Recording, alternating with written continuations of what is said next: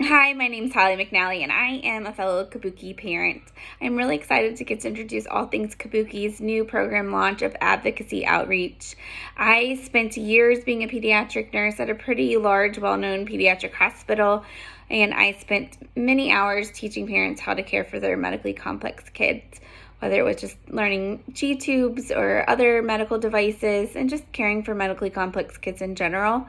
Never in 1,000 years did I think that I would have a special needs kid. I don't think anyone ever imagines that for themselves. But September 2018, my son Harrison was born, and 3 months later, he received his Kabuki syndrome diagnosis. So my experience as a nurse has helped me understand the medical jargon being thrown at me, or what I like to call I speak medical needs.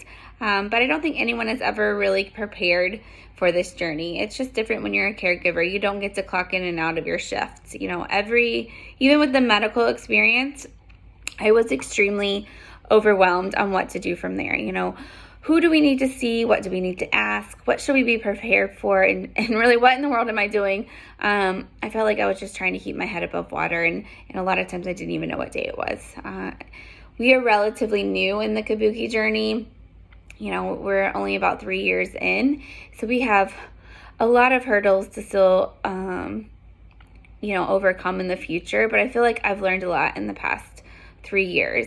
So my hope for this program is just to really help parents have better tools to navigate the medical community, local community, and just future life planning. All Things Kabuki was started to support parents, give resources, and just advocate for Kabuki syndrome in general. And what does it mean to be an advocate? By definition, it means a person who publicly supports or recommends a particular cause or policy. And I think All Things Kabuki does such a great job at advocating for our Kabuki family.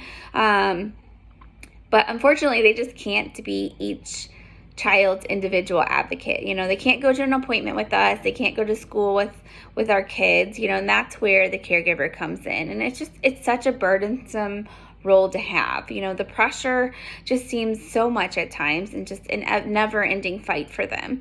Renee and I have spent some time just having a few chats over the past year, just trying to figure out how can we bridge this gap between caregivers and in the medical community, and just things going on in general. How can we give caregivers better tools to feel empowered and just to be advocates for their Kabuki kid? How can we bridge the gap between medical professionals and parents? So we brainstormed kind of three things to get the program started, and we hope that these will be useful tools for each of you. The first thing is a medical health history form that you can carry with you to appointments, or heaven forbid, the ER or something like that. We've just all met that know-it-all medical professional that just didn't want to hear what we have to say. And it's so intimidating when you're in that situation, just someone blowing you off and just forcing their opinion on you.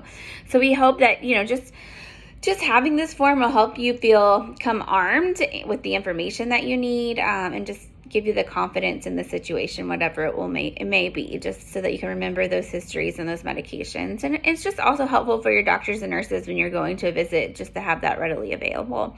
The second thing is information about IEPs. So my husband didn't know what an IEP was. It stands for Individualized Education Program, and it's for schooling.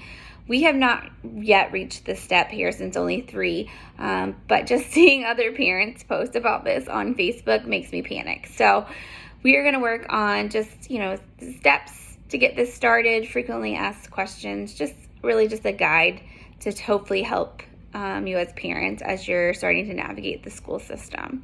And then the third thing is SSI, or disability. I know that there have been a few families recently that have gone through this. This is just a daunting task, but it's very much needed for our kids as they become adult age.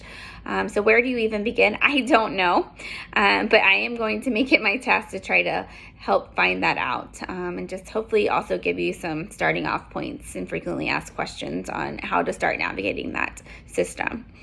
So this program is very new and it's just still evolving. I'm sure it will be ever changing as our community needs change. And I would love to hear your feedback and suggestions. What did you find helpful at the beginning of your journey? What do you need to know in your current hurdles in life? And, what are you worried about conquering in the future? If you've gone through these things like the IEP, schooling, disability. I would love to hear from you too. What are some good things to know? If you had to do it over again, what would be good things for you to know? My hope and prayer is that you will feel more confident in yourself as a caregiver and an advocate for your Kabuki kid, and hopefully not feel so overwhelmed when it comes to some of these big things that each of us face, like doctor's appointments and navigating school.